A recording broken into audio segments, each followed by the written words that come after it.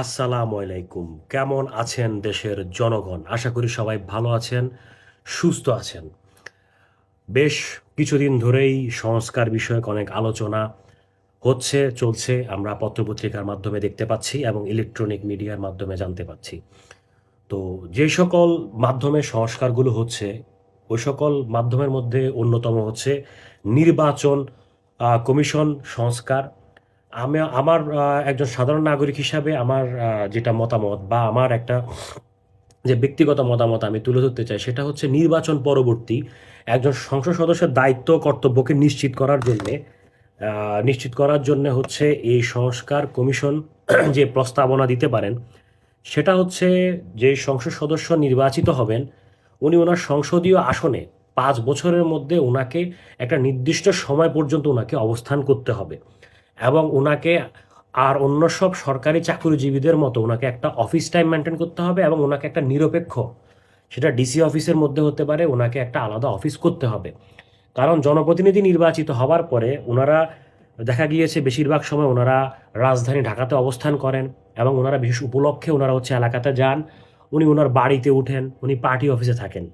এই সকল জায়গাতে সকল মানুষের দেখা গিয়েছে অবাধে ওখানে প্রবেশ করা সম্ভব হয়ে ওঠে না। তাই একজন সংসদ সদস্য যখন উনি একটি নির্দিষ্ট একটা অফিস কক্ষে অফিস করবেন নির্দিষ্ট সময়সীমা নিয়ে, তখন যে কোনো জনসাধারণ ওখানে আসতে পারবেন, ওনাদের যে কোনো সুবিধা অসুবিধার কথা শেয়ার করতে পারবেন এবং একজন জনপ্রতিনিধি হিসাবে তিনি তাৎক্ষণিক যে কোনো সিদ্ধান্ত দিতে পারবেন এবং যে কোনো ব্যবস্থা গ্রহণ করতে পারবেন।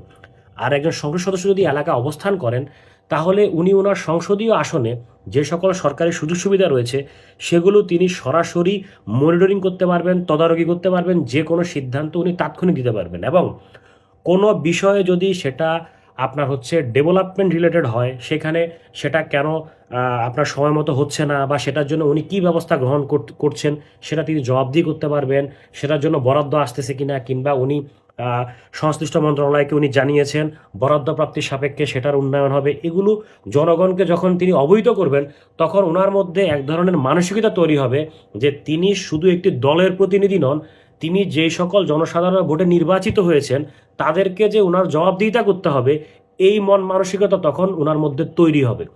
তাহলে নির্বাচন কমিশন আপনার হচ্ছে জনপ্রতিনিধি নির্বাচিত হবার পরে এই বিষয়টাকে আমার মনে হয় সংস্কারের মধ্য দিয়ে নিয়ে আসা উচিত, যেটা জনপ্রশাসন কিংবা আপনার সংসদীয় যেই আপনার হচ্ছে সংসদ বিষয়ক যে মন্ত্রণালয় থাকে ওনারা এটাকে নিশ্চিত করা যে একজন সংসদ সদস্য ওনার এলাকায় অবস্থান করবেন।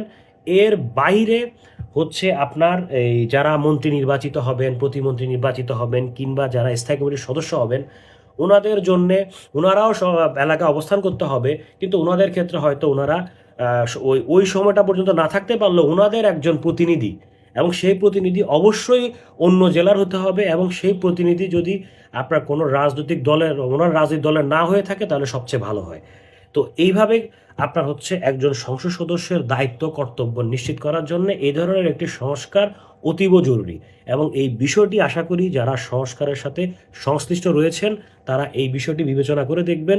কারণ এমন সংস্কার করা প্রয়োজন, শুধু নির্বাচন প্রক্রিয়াটাকে স্বচ্ছ করা হলো, ভোট নিশ্চিত করা হলো, কিন্তু ভোট পরবর্তী যে দায়িত্ব কর্তব্য সেটা যদি নিশ্চিত না করা যায় তাহলে সেই নির্বাচন পরবর্তী যে সুফল আসার কথা সেই সুফল জনগণ পাবে না এবং দেশেরও কোনো উপকার হবে না। তাই আমার কাছে মনে হয় নির্বাচন প্রক্রিয়া নিয়ে যে সংস্কার করা হচ্ছে, নির্বাচন পরবর্তী একজন জনপ্রতিনিধির দায়িত্ব কর্তব্য এটাকে একটি প্রক্রিয়ার মধ্যে নিয়ে আসা এবং একজন জনপ্রতিনিধিকে এলাকায় অবস্থান করার বিষয়ে একটি হচ্ছে আপনার নীতিমালা গ্রহণ করা। আর এটা যদি করা হয় তাহলে তৃণমূলের যে নেতৃবৃন্দ রয়েছেন, রাজনৈতিক দলগুলো তাদের দলের সেই তৃণমূল নেতৃবৃন্দকে প্রায়োরিটি দিবেন, কারণ তাদেরকে যদি নমিনেশন দেওয়া হয় ওনারা এলাকাতে অবস্থান করবেন এবং ওনারা যেহেতু একটি রাজনৈতিক দলের, ওনারা যদি তৃণমূল থেকে উঠে আসা এবং ওনাদেরকে যদি নমিনেশন দেওয়া হয় এবং ওনারা যদি এলাকায় অবস্থান করেন তাহলে জনগণের সাথে ওনাদের সাথে এমনিতেই ওনাদের একটা সম্পৃক্ততা থাকে এবং সেই সম্পৃক্ততা আরও বাড়বে। এতে করে জনগণ উপকৃত হবে, দেশেরও কল্যাণ হবে, ওই এলাকারও কল্যাণ হবে এবং এই ধরনের গুণগত পরিবর্তন আমরা চাই। এ ধরনের গুণগত পরিবর্তন যেই জায়গায় সংস্কার করা হচ্ছে এই ধরনের গুণগত পরিবর্তন করা গেলে আমূল একটা পরিবর্তন আসবে, যেটা সুফল কয়েক বছর পরে দেশ ও মানুষ সেটার ভোগ করতে পারবে। ভালো থাকবেন। আসসালামু আলাইকুম।